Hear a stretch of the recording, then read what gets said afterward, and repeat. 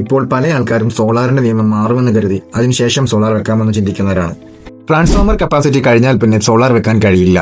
കൊല്ലത്ത് മാത്രം ഏകദേശം 500ഓളം ട്രാൻസ്ഫോമർ കപ്പാസിറ്റി തീർന്നുകൊണ്ടിരിക്കുകയാണ്. സോളാർ നിയമം മാറിയാലും ലാഭം ഉണ്ടാക്കാവുന്ന ഒരു ഐഡിയ പറഞ്ഞു തരട്ടെ. പണം മുടക്കാതെ ലോൺ എടുത്തുകൊണ്ട് 3 കിലോവാട്ട് സോളാർ വിൽക്കുമ്പോൾ 78,000 രൂപ സബ്സിഡി ലഭിക്കുന്നു. സബ്സിഡി തുകയും നിങ്ങളുടെ പഴയ സ്കൂട്ടർ വിറ്റ തുകയും കൂട്ടി ഒരു ഇലക്ട്രിക് സ്കൂട്ടറും ഇൻഡക്ഷൻ കുക്കറും വാങ്ങാൻ കഴിയുന്നു.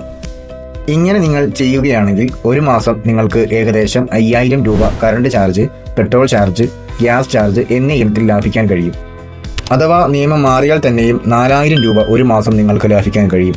അതായത് ഇതിനുവേണ്ടി എടുത്ത ലോണിന്റെ മുതലും പലിശയും current charge, petrol charge, gas charge എന്നിവയുടെ ലാഭം കൊണ്ട് അടഞ്ഞു തീരുമെന്നർത്ഥം. ഇത് ലാഭമാണോ എന്നറിയാൻ കഴിഞ്ഞ 10 വർഷം ഗ്യാസ്, പെട്രോൾ, കറണ്ട് ചാർജ് എന്നിവയ്ക്ക് വേണ്ടി എത്ര രൂപ കൊടുത്തു എന്ന് കണക്ക് കൂട്ടിയാൽ മതി. സാധാരണ ഒരാൾ ഈ 3 കാര്യങ്ങൾക്ക് വേണ്ടി ഏകദേശം 5 ലക്ഷം രൂപയോളം മുടക്കുന്നുണ്ട്. ഇതിലും എത്രയോ നല്ലതാണ് 2 ലക്ഷം രൂപ ലോൺ എടുത്തുകൊണ്ട് സോളാറും ഇലക്ട്രിക് വെഹിക്കിളും ഇൻഡക്ഷൻ കുക്കറും ഉപയോഗിച്ച് പ്രതിമാസം 5,000 രൂപ ലാഭിക്കുന്നത്. ഇതിലൂടെ അടുത്ത 10 വർഷം 5 ലക്ഷം രൂപ ലാഭിക്കാൻ കഴിയും. കൂടുതൽ അറിയാൻ ഇതിൽ കൊടുത്തിരിക്കുന്ന നമ്പറിൽ ഞങ്ങളെ കോൺടാക്ട് ചെയ്യാവുന്നതാണ്.